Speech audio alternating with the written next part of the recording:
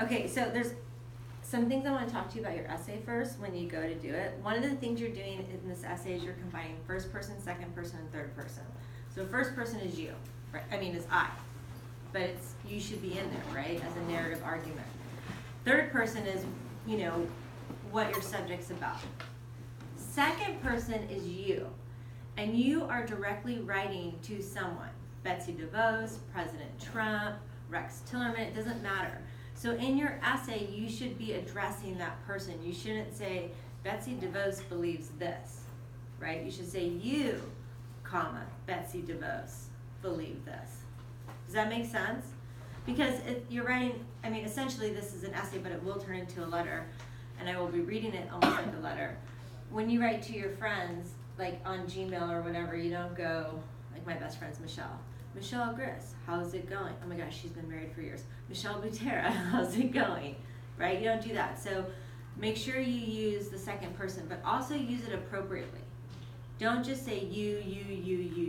Because you're talking to someone in such a powerful position, you always want to say you, comma, President Trump. President Trump, comma, you. That is the respectful and polite way to write. Does that make sense? Make sure you use appropriate word choices. Think of the level of rhetoric your essay has to go to because of who you're writing to. Does that make sense? So that's my only two things that I want to talk about.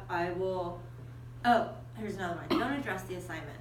This is the worst. Don't say, so my English teacher told me I had to do this, so I picked education because I'm very passionate about education. Don't do that, okay? You want an essay to feel organic, or a letter to feel organic, not like you were forced to do it. If it sounds like you're forced to do it, your ethos just crashes. Okay? I have other things that I'll talk about on Monday, but that's it for now. Now, peer editing. Before you leave class, you have to make, you have to find 3 people. So it could be me, you, and you, okay? Just get their names, and for my other classes, I'm sorry I have to do this, but for my other classes, I made peer editing groups for you. Okay, so anyway, but you guys have your choice. So you're gonna go down to the Rock My Vote, and you'll see peer editing wikis. Click on it. Here is the home page. I tell you, I've created the first page, how you can create your page. So you go on new, you write your name. Make sure you write your first and last name so that people can find you. And then you put in the information that I'm going to tell you in a second into the text box. If you're on a PC and you're used to you hit the right click and it says paste, it won't do it. You need to use, for PCs it's Control V.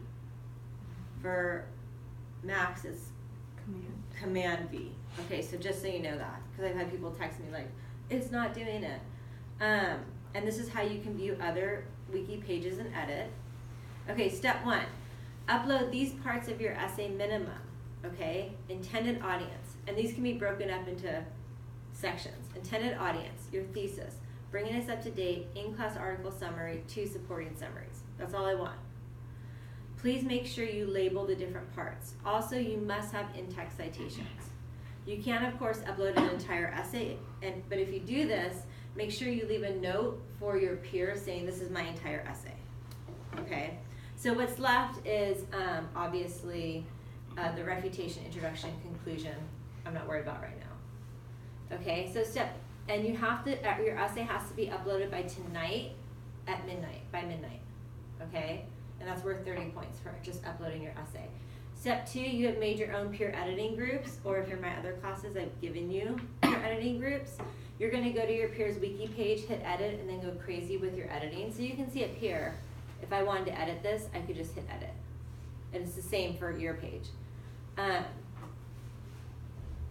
Make sure you pick a color for this essay.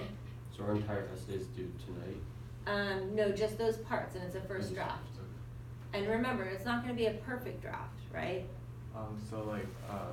Today, the one that's being turned in is the one that we're labeling? Yes. The intro, the thesis. The intro, your audience, no intro, thesis, bringing us up to date, and then 3 summaries is all you need to have done by tonight. Unless you're way ahead and you have your whole entire essay, in which case write to your peers, This is my entire essay.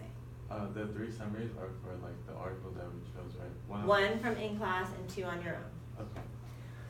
And then, first thing I want you to do is, these are the components of the essay. Please check to make sure all the components are in the essay. If one or more are missing, please note. So this is what I'm asking you for again. Then, how is the thesis? Is it clear or concise? You can read that. You're going to answer these questions. Does the author bring the reader up to date, not only about the topic, but also about how the audience feels? How are the author's summaries of the articles? Too long, too short, missing, unclear? From reading these parts, does the author have a clearly focused essay, or is it really generalized?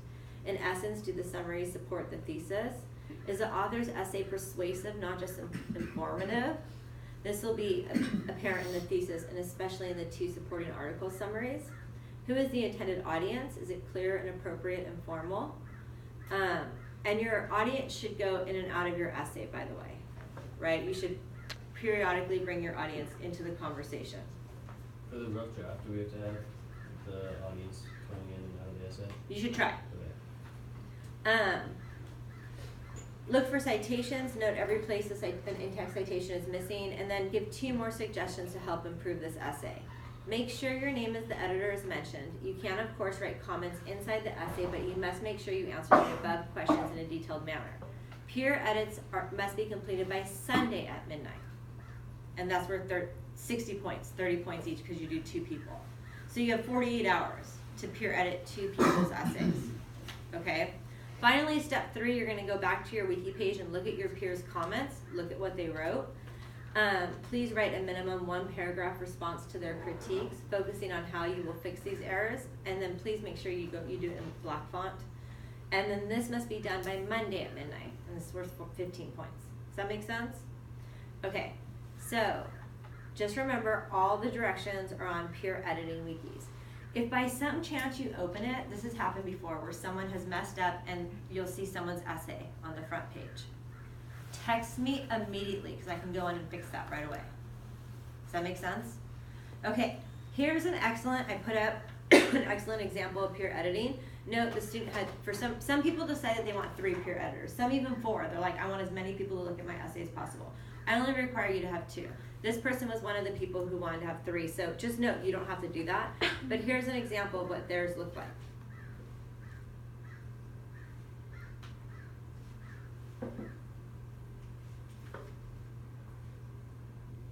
It should come up soon. Okay, so I took off the last names, but this was Claire. Her peer editors, you can see are right there in different colors. She wrote intended audience.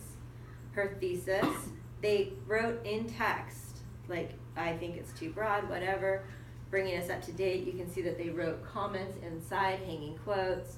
This feels like a run-on sentence. Summaries, this is that same 3-minute video explaining the Common Core standards. And then this is it, and they're making comments, and then they get to the questions. So they just copied the questions, and you can see each person is a different color and answered the questions.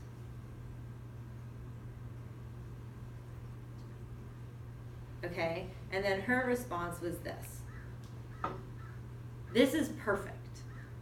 Okay, this is going to get you, I think it's 110 points all together. It's going to get you a perfect grade. And if you're like, wait, what was I supposed to do? I'm confused. Look at the example, because it's right here. Excellent example of peer editing. Okay, now let's say you're like, I'm going to send this video to your class too for those people who might not be here. But let's say you have a question, something didn't go right. You're going to go all the way up to here. Before you text me, please read frequently asked questions about peer editing. So let's say you're not here. You're like, oh my God, I didn't make a group in class, right? Then read that. Let's say one of your peers doesn't upload an essay. Like you 3 made a group and Riley didn't do it. No, I mean, I'm not picking on you. Let's just say as an example. Then what do? Read frequently asked questions about peer editing. Okay? It'll tell you the answer. If you read it and this answer is not there, then text me. Okay? But if you text me and I know the answer is there, I'm gonna say, please read frequently asked questions about peer editing. Does this make sense to you guys? So again, tonight by midnight, your essay is uploaded. Sunday by midnight, you've peer edited 2 essays. Friday by midnight, you've responded to your peers' texts, showing that you actually, or your peers' edits, showing that you actually read them. It's pretty easy. You'll notice, I hope, that most of you have done peer editing, but probably in class. I hate peer editing in class because I think people just want to get done and get out of class. You'll notice how much better the advice you get will be when we do it this way. And we do it for this essay and then obviously your quest essay at the very end. But it's such a better way of peer editing and I hope you like it. Question? You might have already answered this, but when you go on and you peer edit somebody's, do you like say your name and what color you are? Yes. When you're doing it? So you want to pick a color. So for instance, okay, let me just do this really quickly for you and give you an example. So I go down, oh my gosh, I'm gonna start my own. I go to new, right? Oh, here's the thing. Always pick HTML. It's already the default, don't change it.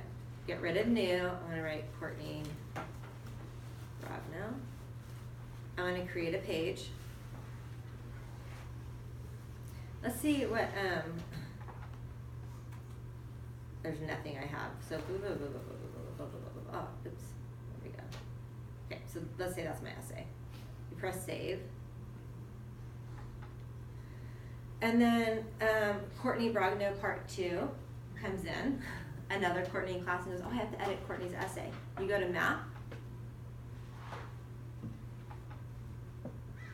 You'll see my name. You'll see the home page. You click on this. You click edit. This is all in the directions, but still. And let's say I want to say, so I'm going to change my font color to red. Courtney, oops, go back, sorry. I'm going to change my font color to red. Do this. Why isn't it doing it? Okay, hold on. Courtney Brogno edits and says, this is terrible. You will certainly.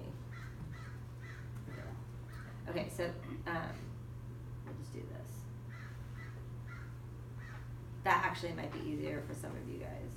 I don't know why it's not. No. Look, now I'm having like problems doing it when it should be super easy. Okay, so let's say this happens. Bold it. Oh, it did it. I did it anyway. Whatever. You guys are more tech savvy than me, right? So now I have my name. Usually I would write Courtney Brogno, editor in orange. And obviously if someone's got in there before you, don't use the same color, right? And then you can do it however you want. So these are the editing choices you have. And then you press, don't forget to press save. And then your job is done. Well, obviously you'll have to do a lot more, but this is just for an example. Does that make sense? Any other questions?